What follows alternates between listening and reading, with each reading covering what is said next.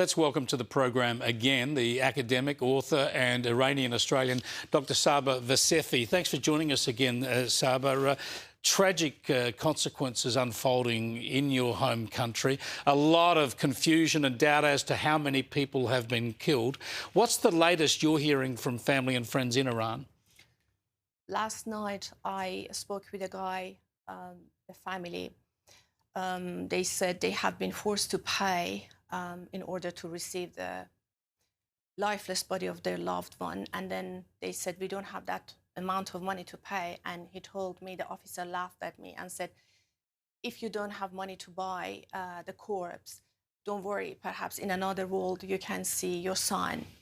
And this is the regime, Islamic regime, that they seized the power in 1979 with the claim that they are going to save and support the oppressed.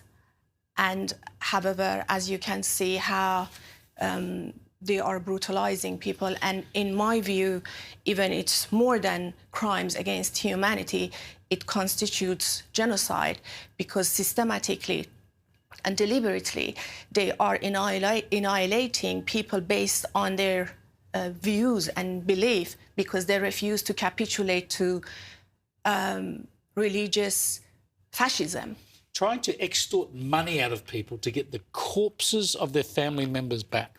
Yeah, and historically they have done that, even soon after they seized the power in 1979. It's very hard to get news out of Iran. We don't know how many people have been killed.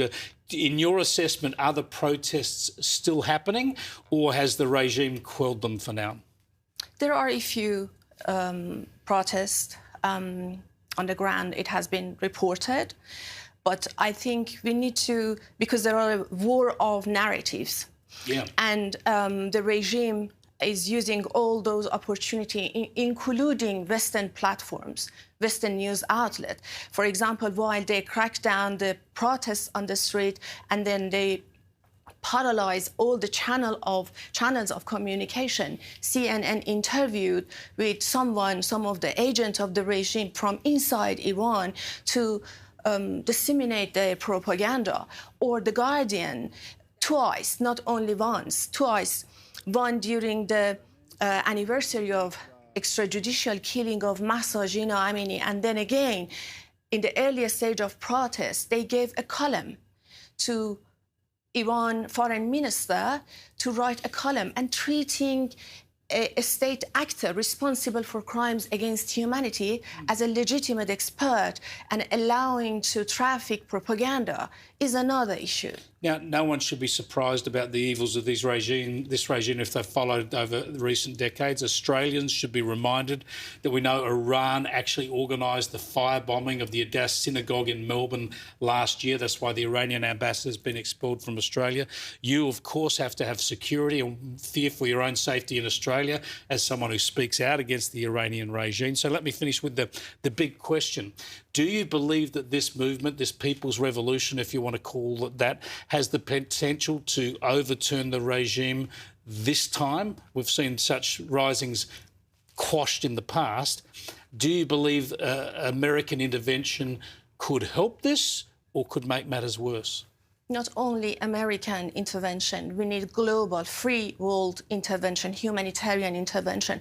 For example, Australia recognizes the principle of universal jurisdiction. And in that case, it means the Attorney General of Australia has the power to prosecute the regime for the crime they've done in Australia and in the country. Australia should do more with these international efforts. Thanks so much for joining us again, Saba. We'll catch up again soon. Dr Saba Vasefi.